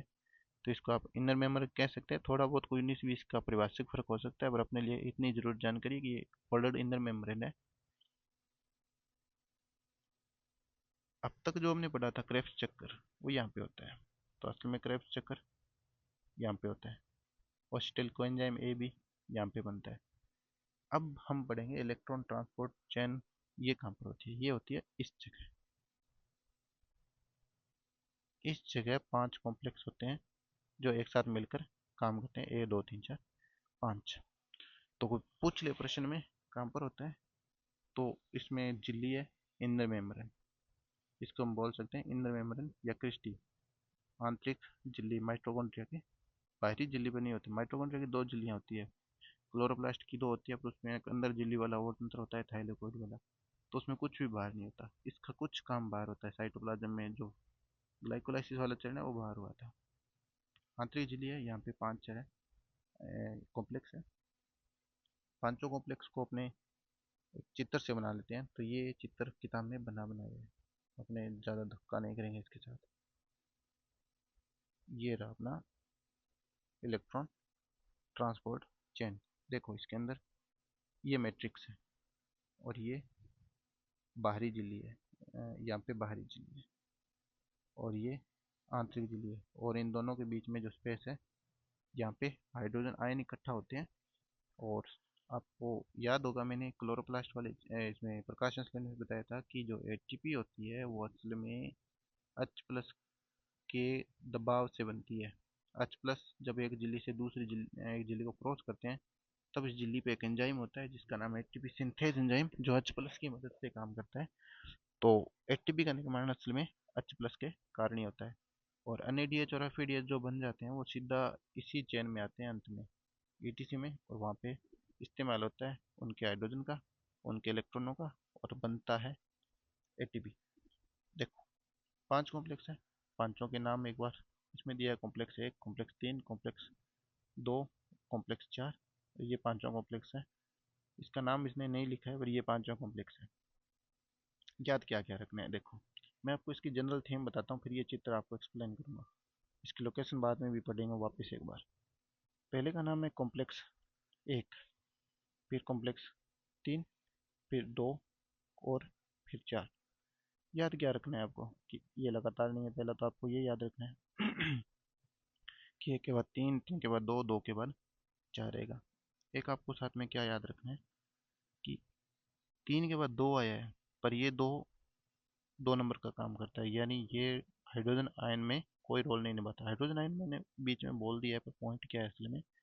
पॉइंट ये है कि यहाँ पे हम एक चित्र बनाया था, वापिस सुना लेते हैं कि माइटोकॉन्ड्रिया होता है वो कुछ ऐसा होता है। देखो, इसकी ये फोल्डेड झिल्ली है, यहाँ पे H प्लस इकट्ठा होती है, और ये H प्लस यहाँ पे इनकी अत्यधिक सांद्रता होती है, उच्च सांद्रता, और जब ये उच्च सांद्रता से नीचे वापिस इस तरफ आते हैं अंदर मैट्रिक्स की तरफ, तब एटीपी बनती है। पांचवा कॉम्प्लेक्स बनाता है ये। और इस सिद्धांत का नाम भी हमने पढ़ा था, रसोपरासरण सिद्धांत। हाइड्रोजन आयन का परासरण होता है उच्च सांद्रता से निम्न सांद्रता की ओर। इनर स्पेस मेम्ब्रेन, यानी दो अंतर झिल्ली स्पेस होता है, दो झिल्लियों के बीच की स्पेस, वहां से हाइड्रोजन कहाँ जाता है? मैट्रिक्स में। दिशा याद रखोगे, H प्लस आयन जाता है कहाँ पर? दो मेम्ब्रेनों के बीच से, जिनको बोलते हैं इंटर मेम्ब्रेन स्पेस, अंतर झिल्ली अवकाश, और वहां से जाता है मैट्रिक्स में। तो मैट्रिक्स की तरफ जब हाइड्रोजन जाता है, तब एटीपी बनती है। अब इसमें आपको क्या चीज़ फोकस में रखनी है कि हाइड्रोजन यहाँ पे पहले इकट्ठा होते हैं, और इनको इकट्ठा करने वाला जो काम करता है, ये कॉम्प्लेक्स ही करते हैं। कॉम्प्लेक्स 1, कॉम्प्लेक्स 3 और कॉम्प्लेक्स 4, ये हाइड्रोजन पंप करने का काम करते हैं। तो यहाँ पे प्रश्न क्या आ सकता है? हाइड्रोजन पंप कौन है? 1, 3 और 4। ये 2 नंबर है, ये सिर्फ इलेक्ट्रॉनों को कैरियर करता है होता है, ये हाइड्रोजन पंप करने का काम नहीं करता है। अब इस वापिस इसमें आ जाते हैं। ये कॉम्प्लेक्स 1 है, ये कॉम्प्लेक्स 3 है, ये कॉम्प्लेक्स 2 है, ये कॉम्प्लेक्स 4 है, ये एटीपी अंदर इस तरफ हाइड्रोजन आए हैं पहले, और फिर इस तरफ से वापस मैट्रिक्स में चले जाएंगे, तब बनेगा एटीपी। तो इस पॉइंट को पढ़ने के लिए, चलो इसको हम फिर से विस्तार से बाद में पढ़ेंगे, एक बार मोटा मोटा आपको याद किया रखना है। कॉम्प्लेक्स 1 में जो आयन होता है वो होता है आयरन, कॉम्प्लेक्स 3 में भी आयरन होता है, और कॉम्प्लेक्स 4 में जो एंजाइम होता है, जो प्रोटीन होता है, उसका जो अंदर का केंद्र होता है वो होता है कॉपर। कॉपर के कितने केंद्र? कॉपर के 2 केंद्र होते हैं। इसमें आयरन का एक केंद्र होता है, इसमें आयरन का एक केंद्र होता है। और इस एक कॉम्प्लेक्स से दूसरे कॉम्प्लेक्स से जाने में हमें फिर से एक कैरियर की जरूरत होती है, जो कि यहाँ पे होता है यूबिक्विनोल। और यूबिक्विनोल होता है, और देखो यूबिक्विनोल H2 बन रहा है, तो ये H2 कहाँ से आया? ये आया आपसे डीएच की वजह से। यहाँ पे फिर से क्या देखो, यूबिक्विनोल H2 यूबिक्विन क्विनोन बन रहा है, हाइड्रोजन कहाँ गया? अंदर पंप कर दिया गया, और हाइड्रोजन ही क्या बनाएगा अंत में? एटमी बनाएगा। तो NADH शुरू में ही काम में ले लिया गया।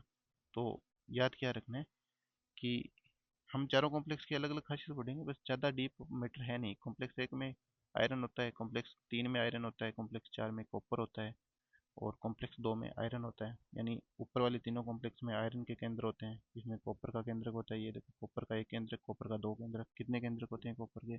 2 केंद्रक होते हैं। कॉम्प्लेक्स ए में कॉम्प्लेक्स ए से कॉम्प्लेक्स 3 तक जाने के लिए कौन सा कैरियर है? यूबिक्विनोन। और इसमें साइटोक्रोम भी याद रखो, कॉम्प्लेक्स 1 में कोई साइटोक्रोम नहीं होता, कॉम्प्लेक्स बी 3 में साइटोक्रोम बी और साइटोक्रोम सी होता है। इलेक्ट्रॉन ट्रांसफर किस दिशा में होगा? साइटोक्रोम बी से साइटोक्रोम सी तक। सी से सेकंड राउंड में इलेक्ट्रॉन कौन ढो रहा है? Cytochrome C. साइटोक्रोम सी किसके पास जाएगा? कॉपर के पास। और कॉपर से कौन जुड़ा है? Cytochrome A.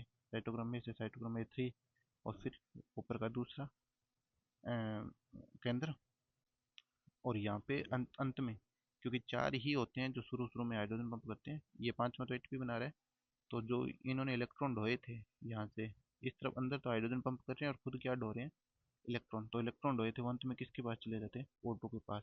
तो जो O2 हम श्वसन में लेते हैं, ये असल में क्या होता है? ये इलेक्ट्रॉन ग्रहण करती है, यानी H प्लस को ग्रहण करती है, एक तरह से हम कह सकते हैं, दोनों एक साथ कह सकते हो आप। तो H प्लस का भी अल्टीमेट इस्तेमाल कहाँ पर हो जाता है? O2 के पास होता है। ये अंदर पंप कर दिया, ये वापस मैट्रिक्स में तो आएंगे।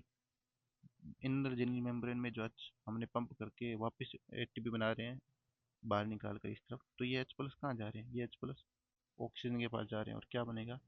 H2O। तो H2O किस कॉम्प्लेक्स पे बनता है? कॉम्प्लेक्स 4 पे बनता है। जबकि यहाँ पे H2O बनता है, तो यहाँ पे 2 कॉपर के, यानी यहाँ पे ज़्यादा लोड है, सबसे ज़्यादा पानी यहाँ पे बनता है, तो 2 कॉपर के हमारे पास केंद्र चाहिए। हम इसको कुल विस्तार से और बढ़ेंगे।